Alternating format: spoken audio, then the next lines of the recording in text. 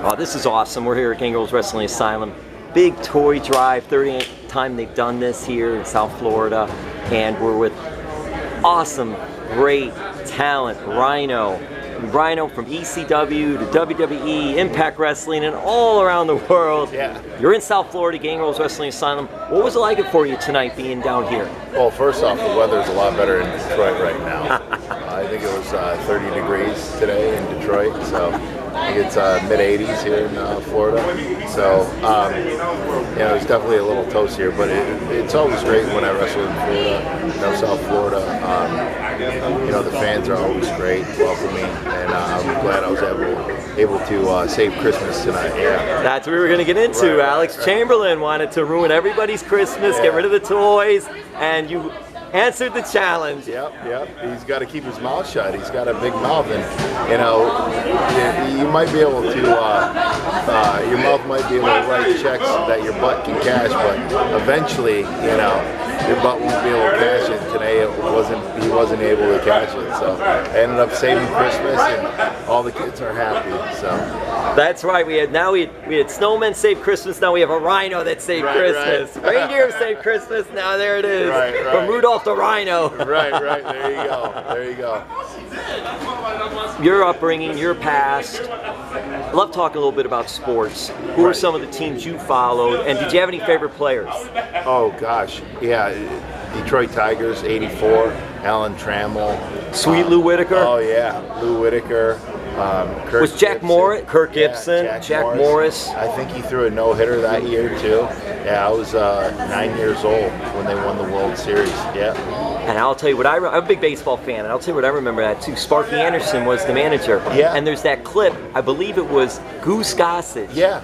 Pitching, and they were like, they don't want to walk you. They don't want to walk you. And Gibson got up there. He cranked that home run. Yeah, that was, I remember that when he hit the home run.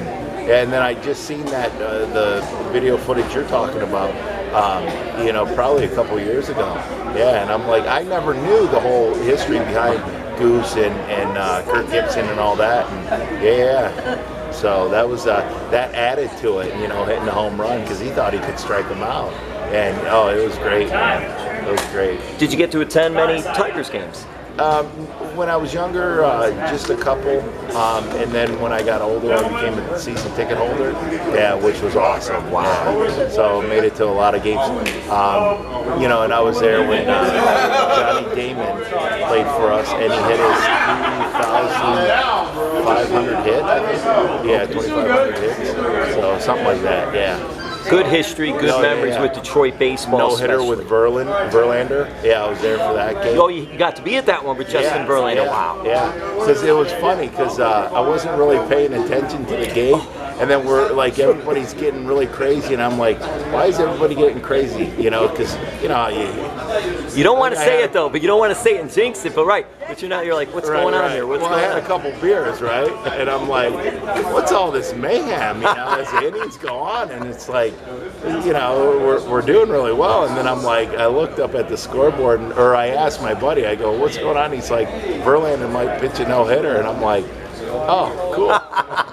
And I had tickets to the game where, who was going to pitch the perfect game a few years back, and the umpire called the guy safe. Oh, I remember that. I remember right. I don't remember the pitcher's name, but I do remember that.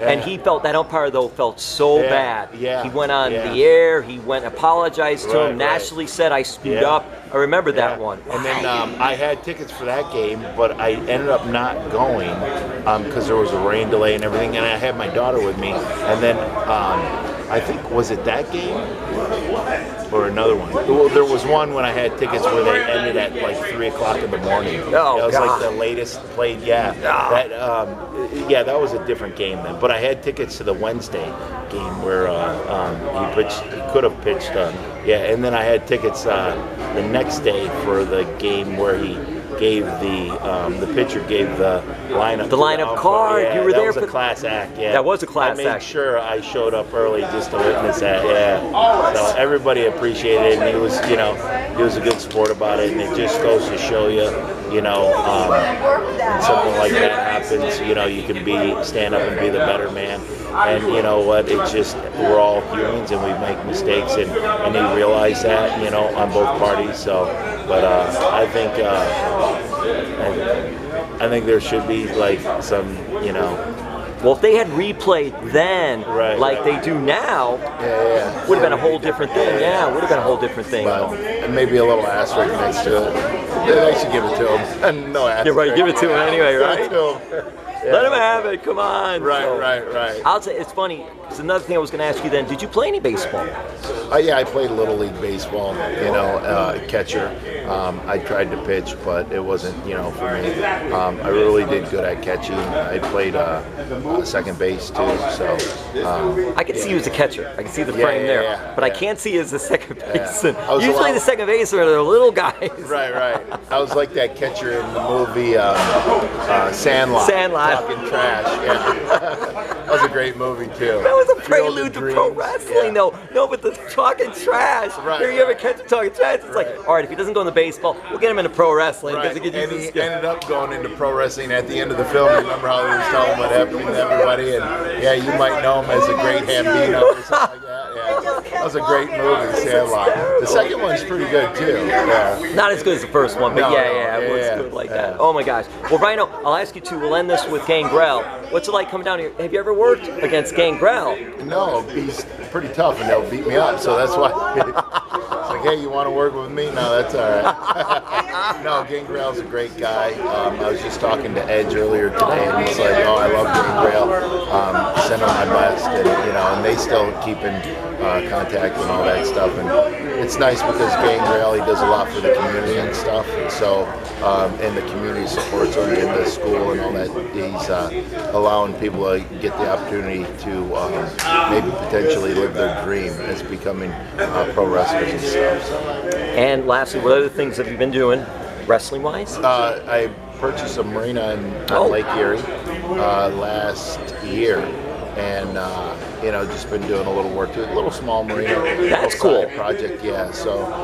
Were you always into boats? Yeah, I grew up on boats. We didn't have money growing up as kids, but my dad was always like, he had boats, so we had wooden boats and stuff like that. And we grew up on Lake Erie, and we've actually seen the changes in the positive way with the Clean Water Act and all that. And when I was a kid, it was funny. I asked Kevin Nash, I go, "Where'd you go swimming in Lake Erie?" Because he grew up in Detroit. He goes, he goes, the lake and river was so dirty we could walk to Canada.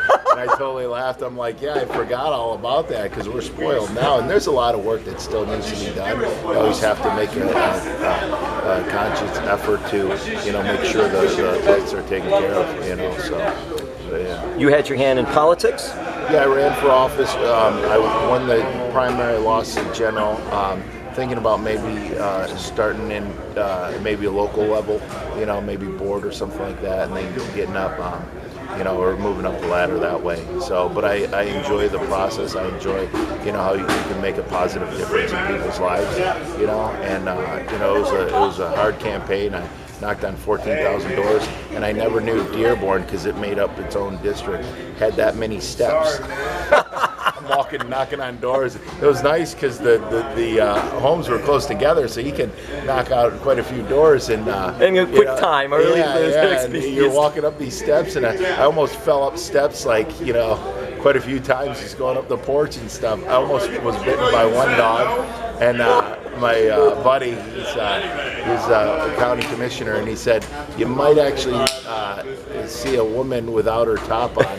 And I'm like, well, that fingers crossed on that one. And he goes, yeah, I don't want to get bit by a dog, but I'll see that. So everything happened except that. That's just awesome. Yeah. Awesome. But you know, it was a very good experience, and I met a lot of great people, and it was, you know, along the campaign trail. So. It is cool, and then kicking around ideas too, and I learned a lot. You know, I learned what troubles people, what people would like to see changed, and you know, and all that stuff. So it's great when you get out and talk to the community. You see, like Kane ended up winning his mayor for that, and just seeing different people in the past, Jesse Ventura, all the way to governor, for gosh sakes. I mean, we're seeing people even in pro wrestling that are getting involved, in the, which to me though also makes sense because you guys do so much community work anyway, and all. It just seems like there is like an avenue to that. Exactly, you're correct on that, and you know, it just seems right, you know. And then a lot of us would probably. Men and women would run more, but we're still involved heavily in the wrestling, so we can't. So a lot of times, you know, time. Yeah, exactly. And then you make all the right connections. You meet all the right people, you know, to help you along the way. Because, you know, I encourage people to, you know, get involved and help out their community. But with wrestling, it helps you out because you're making a lot of connections too that way. So if you're you know, if you think about wanting to get involved and build those connections and build the bridges. So when you do run, they'll be able to help you out. Just like wrestling when you're coming up, you help the younger generation, all that stuff. So same with that. Thank you so much for taking the time. And I know we said last question, but I'm going to ask this because you mentioned the boating. Yeah. Are you a fisherman then? No. You never did? Did you fish when you were little? Well, here's the thing. Here's a guy that puts people through tables and, you know, pile drivers' wives off the ring apron through tables and stuff. And my parents told me, and I never have raised your hand to a woman. I never have, but they never said anything about pile driving a woman. But yeah, that was the 90s, kids. It was a totally different era. But anyways, I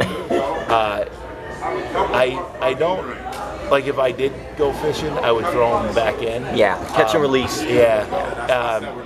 But I just couldn't, like, I want to get my fish at the grocery store, thinking they came that way. I don't have the heart to, you know, fillet a fish and eat them up. Well, Ryan, thank you so much for taking the time to do that. I'm old school, so I'm going back further than you. Right. I remember Mark the Bird Fidrich. Oh yeah. That's who I like sort of grew up. I wasn't a big Tigers fan, but I'll tell you what, when the Bird pitched, everybody start watching. You know, back then there weren't many TV channels. They would put him on. The Tigers were okay, but anytime he pitched, especially that season he had, young, people went nuts. Just him talking to the ball, doing all his antics and all like that, and was an awesome pitcher. So that's my Tiger memory is Mark the Bird Fidrich. So I just wanted to share that with you. He's awesome. Yeah. Well, thank you so much. Well, thank you for your time.